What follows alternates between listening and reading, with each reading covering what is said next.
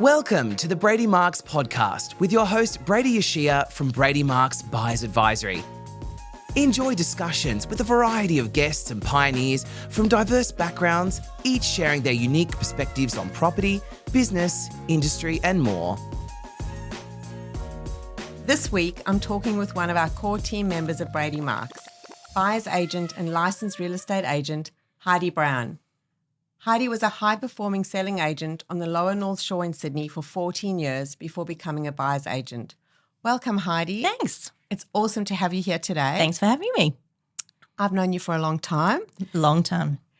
When I first became a buyer's agent, I remember buying properties from you for my clients.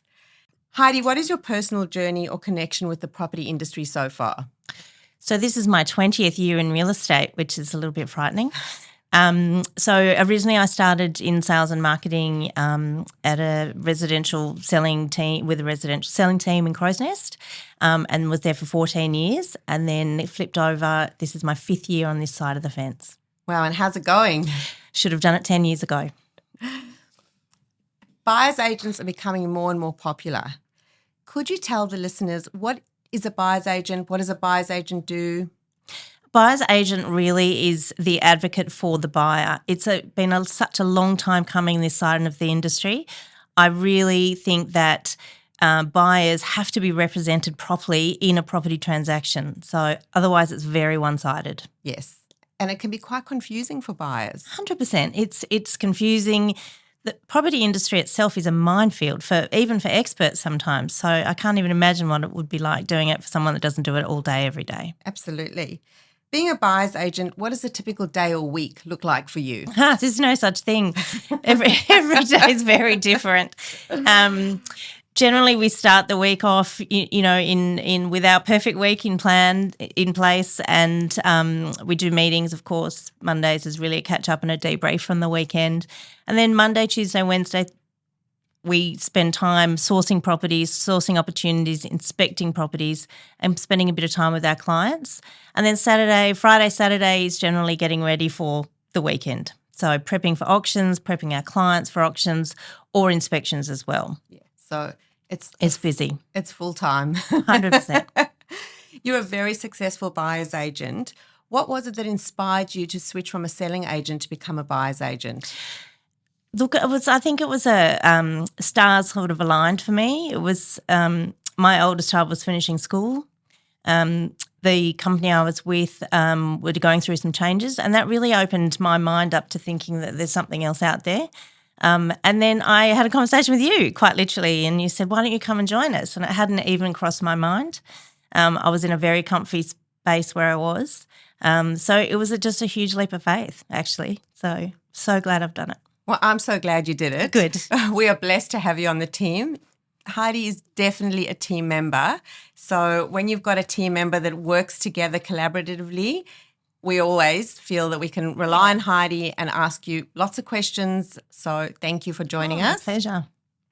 What do you enjoy most about working with buyers? I think it's the intimate nature of our clients. I think a selling agent's role is over and done in 6 weeks. And, obviously we would like to have our buyers done in 6 weeks, but that's often not the case.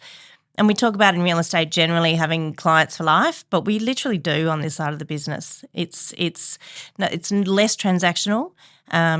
I had a client say to me on the weekend, if I'd met you at a party, I'd want to be your friend. So that was a lovely compliment, I thought. That's awesome. Is there another story you want to share with us that has touched your heart with clients? Oh, just the connections that you make, and this side of the industry particularly is very referral based, and I feel very blessed with the amount of referrals I get from both industry and from ex-clients. That's awesome. So there's a lot of agents in the real estate arena that are looking to potentially make the switch. What would your advice be to them if they wanted to become a buyer's agent? Just be really clear on the path that it's going to take you. It's like any change within an industry, even the change itself, there are going to be really tough times and it's hard to establish yourself. And it's really important to remember that if you are going to make that change from a selling agent, be kind to those around you as a selling agent because you'll need them on your way up on it and the buy side as well. Absolutely. You never know what's around the corner. That's right. We've all had lots of funny stories in real estate, particularly being selling agents. Mm-hmm. What is a funny story that you can recall, either being a selling agent or even now as a buyer's agent? What's the funniest story?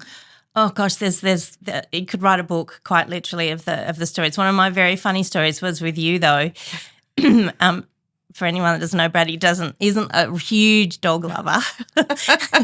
And we were at a house that we were inspecting, and the agent said, I'm going to let the dogs back in now as we were walking out. And the dogs were enormous and were flying down the hallway. We were absolutely running to beat the dogs out the front door. So that sticks in my mind very clearly. Oh, it was a funny day. I remember that one. Auctions can be very daunting. Yeah. And stressful for buyers and sellers. Yeah. You have a really great track record with auctions, an environment where many feel uncomfortable. What are your tips for anyone wanting to purchase at auction? One of the auctioneers actually often says in his spiel, bid like a buyer's agent, like you're never going to run out of money. And I kind of have that mindset when I get there. The most recent auction, I was literally at my last dollar last weekend, but hopefully my body language and my face didn't tell that story. So it's about being prepared, takes away your nerves, being organised and having a very clear understanding of what the expectations are from both the agent, the auctioneer and the vendor before you even get there. Yeah, those are great. Are there any secrets listeners should know? Oh, look, at an auction, all of us in our team do it differently as well, but I generally try to open the bidding because I like to see what the next increment is. Is it a big one? Is it a little one? Trying to put my hat in the ring first to see who wants to play. Yeah, that's great. What should buyers not do at auctions? Oh, panic is probably the worst thing you should do. Go in there with a really realistic expectation, set your budget, set your numbers and try to, where you can, stick to them, or you're going to walk out the door feeling unwell. And we've all seen that. Yes. Stick to your numbers, research, be prepared, and just put your hand up.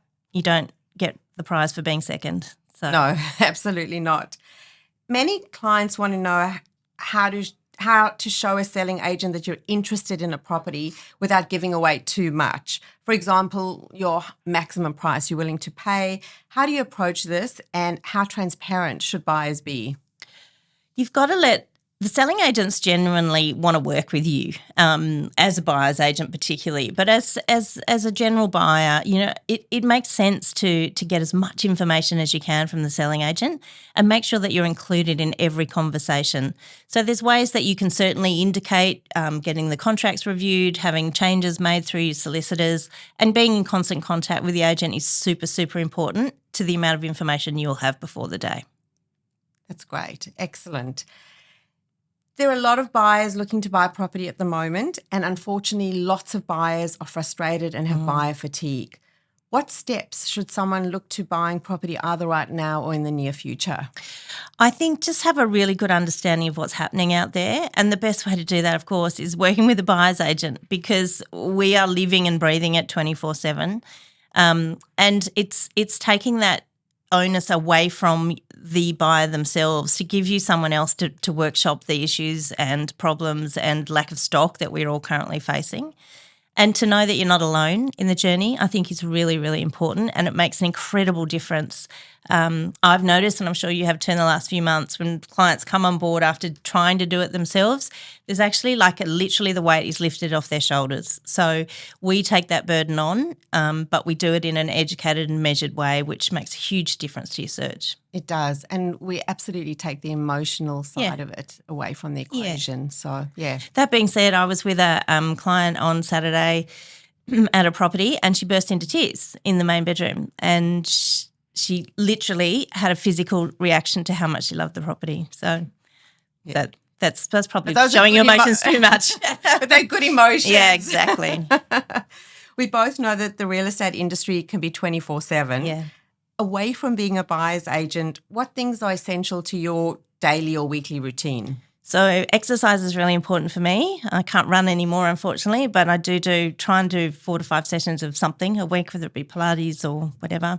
Walking my dog, And just trying to get some downtime on a Sunday particularly. It's really our only day off, but having a little bit of downtime is really important. Yeah, it's very important to recharge the batteries. Yeah. So what are 3 things you love to do? I'm a good cook. I think my kids would maybe argue that, but I'm a good cook, so I find the Sunday prep session quite therapeutic. I like to have a glass of wine in the afternoon, a Sunday afternoon, and have a nice meal, and go for big walks or catch up with my friends. Yeah, that's great. I know you love to read. So what are you reading at the moment? I'm reading 2 things. One is Atomic Habits, which is a James Clear book, which I've actually read some years ago, but I'm going back to that, which I'm really enjoying. And I'm enjoying Michelle Obama's new book, which I've followed her for years, and she's so I'm a bit of a girl fan of hers. But she has some beautiful messages for everyone. This is the book she wrote through COVID. Oh, yes. They're both awesome books. Yeah. So to the listeners out there, if you haven't read either of those books, highly recommend them. Yep. So you mentioned earlier that the marketplace at the moment is quite a tough one for buyers. Yeah. There's not a lot of stock on the market. No. How do you overcome this with your clients? What's your advice? And sorry, I should also say, what is your advice to the listeners out there that are embarking on a purchasing journey? I think so long your expectations are real and clear and you know it's not going to be easy, I think that makes a really big difference. And to do your homework, do your research, talk to agents, talk to buyers agents, talk to people in the industry so you don't feel completely alone in the journey. I bid at an auction for some clients a couple of weeks ago. There's 25 registered bidders. You know, those sort of numbers we haven't seen for years and years and years, even through COVID online when we were doing auctions. So, you know, there are so many buyers out there and the properties are just not there. It's somewhere between 30 and 50% down in stock levels. Those are big numbers. Huge. And we just have to get creative about creating opportunities out of nothing, whether we get local agents to letterbox for us, whether we are doing cold calls or working with agents in the whatever space we're looking in to kind of talk to people they're appraising as well. You know, maybe there's an off-market opportunity there. So it's about being really creative. Yeah, very good point. So realistically, how long would it take a buyer to find a property in the current climate? I would have said a couple of years ago when we first started it would have taken 6 to 8 weeks. But, you know, realistically it's 10 to 12 weeks without question. Buyers need to feel that they have seen enough property to be able to make a really good educated decision. And because there's so little stock on the market, that process is taking longer as well. So when they get to that point, they go, yes, this is the one for us. They know that they have seen everything that's possible on market, off market, or even pre-market, and then they're able to make a really good decision. So they have to have realistic expectations. Absolutely. You mentioned the word off market.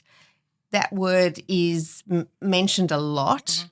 What is a true off market and an off market property? So an off-market property has become a bit of a buzzword in the industry. In my day, in your day, we used to call it a preview week, or we used to show the property prior to going on the internet for 1 week, or a VIP database listing. There was a whole lot of different names we had. But a true off-market is really one that isn't even – it might be someone that an agent is appraising that is looking to not do photos, not do floor plans, not do any kind of advertising. The off-market that most people know about at the moment is the one that's sent out to 5,000 people on their databases. So it's not exclusive to you. So a genuinely off-market property is one that we have exclusive access to, as opposed to something that's gone through a database of 5,000 people. Yeah, that's a really good point. At the moment, when we look at realestate.com and we look at Domain, we're only seeing limited properties. Those are all on-market properties. What would your advice be to someone that's looking to buy a property if that's the only access they've got? Would it be to engage a buyer's agent? Yeah, 100%. I mean, we sell, buy. I've got the selling agent hat back on. We buy somewhere around 60% of our properties annually that never hit the market. So there's this whole underworld of property that goes on that people who don't have access to that can't buy, can't see. So you're actually only seeing half of what's available to make your decision. Yeah. And is a buyer's agent just for someone with a very large budget? Not at all. I'm working with first home buyers, sub 800 to buyers who have got millions and millions. So the process is exactly the same for us, whether it's, a first home buyer or somebody buying a commercial property or a $10 million home. The process is exactly the same. So a buyer's agent is accessible to everyone. 100%, yeah. And it's interesting, first home buyers, probably with the lowest budgets, probably need you the most because there's so many pitfalls that they can get stuck on if they're not being well advised. Yeah. So, and having kids sort of that age, as do you feel quite protective of them and you don't want them to get themselves into trouble with high strata levies or things that they can't see in contracts. So using our experience to help them make good decisions is going to put them on their property journey for the rest of their lives. Yeah, it's very good for them to have someone to hold their hand 100%. every step of the way. Yeah. So I recall one of your clients recently, I shouldn't say that you've been working with her for a short period of time, I might add. She took a little bit longer than others. Yes. You had a lot of fun along the way. We did. And there were some ups and downs with her. Yeah, sure. Do you want to tell the listeners a little bit about how the journey came full circle and any other insights as to what happened that could potentially help a buyer make a decision?